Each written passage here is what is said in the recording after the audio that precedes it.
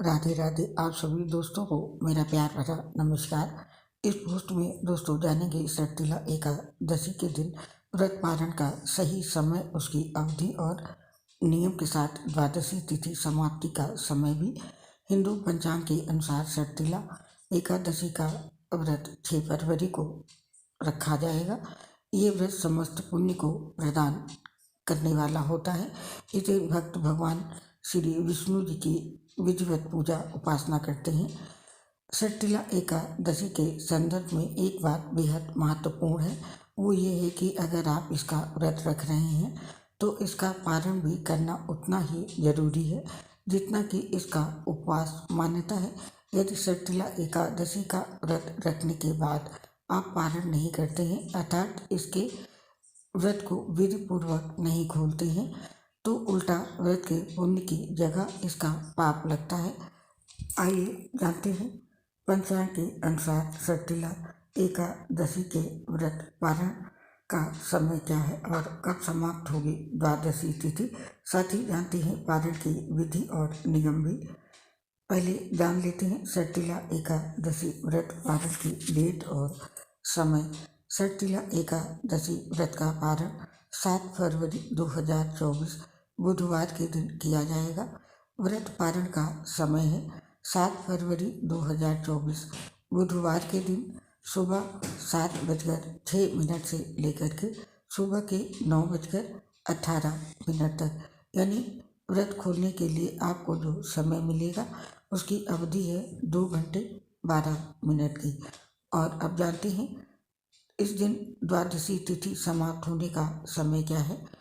पारण के दिन द्वादशी तिथि समाप्त होने का समय है दोपहर में 2:02 पर, यानी कि आपको द्वादशी तिथि समाप्त होने तक पारण कर लेना चाहिए। 2:02 तक अपना पारण आप कर लें। और अब जानते हैं सट्टिला एकादशी व्रत पारण की विधि और नियम। सट्टिला एकादशी के व्रत का पारण द्वादशी तिथि के दिन ही करें। व्रत पारण के समय से पहले इस दिन प्रातः उठकर स्नान आदि से निवृत्त हो जाएं और व्रत को खोलने से पहले श्री हरि की वंदना करें और उनसे व्रत के दौरान हुई भूल चूक की क्षमा मांगें। और सट्टिला एकादशी के व्रत का पारण करने से पहले मंदिर जाकर भगवान विष्णु के दर्शन करें और वहाँ के पुजारी को श्रद्धा अनुसार कुछ दान करें।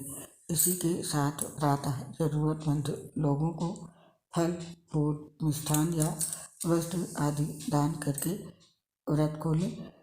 जो भी आप अपनी सामर्थ्य के अनुसार दान कर सकते हैं, इसमें से उस चीज़ का दान करके ही व्रत खोलें। और व्रत खोलते समय भगवान विष्णु का चिंतन करें और अन्न ग्रहण या श्री हरि को लगाए भोग से व्रत का पारण करें। जो भी आपने भगवान को भोग लगाया है उससे व्रत का पारण करें, या व्रत के दिन जो अन्न अनाज आपने बनाया है उससे व्रत खोलें। और सट्टिला एकादशी के व्रत को पारण समय पर ही खोलना चाहिए, नहीं तो व्रत का फल नहीं प्राप्त होगा। पारण समय आपने देख लिया है, करीब 2 घंटे का समय है, उसी के अंदर अपना व्रत खोल लें।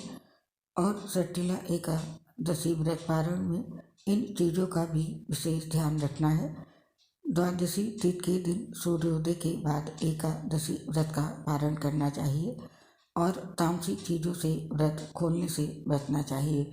भगवान विष्णु की विधि अनुसार पूजा करने के बाद व्रत का पारण करना चाहिए। साथ ही इस दिन बैंगन, साग, मसूर दाल आदि से बनी चीज़ों से व्रत नहीं खोलना चाहिए। साथ ही व्रत पारण के समय हिंसा, क्रोध आदि से भी दूर रहें। इसके साथ ही पारण के लिए जो भी भोजन आप बनाएं उसमें गाय के देसी घी का ही उपयोग करें। साथ ही द्वादशी के दिन पारण करते समय चावल भी खाना चाहिए। और आप जानते हैं सट्टिला एकादशी व्रत पारण के नियम क्या हैं।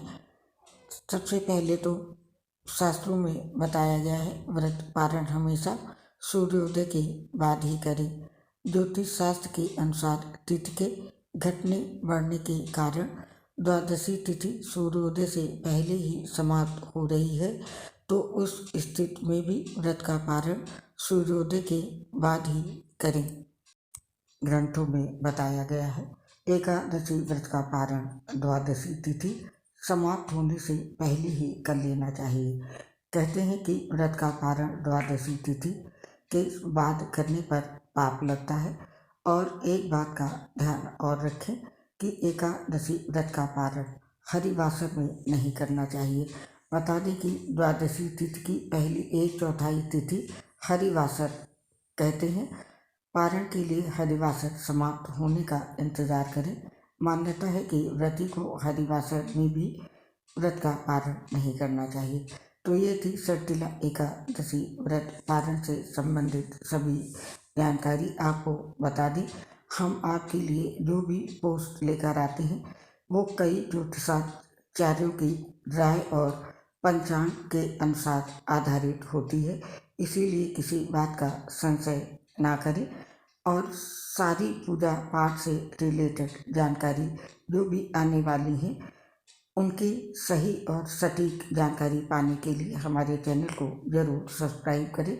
हम आपके लिए समय समय पर सभी पूजा से रिलेटेड जानकारी लेकर आते रहते हैं।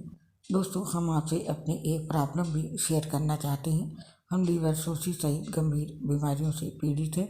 इसकी वजह से पोस्ट बनाते समय काफ़ी दिक्कत आती है। सांस फूलने की वजह से आवाज़ भी क्लियर नहीं आ पाती है।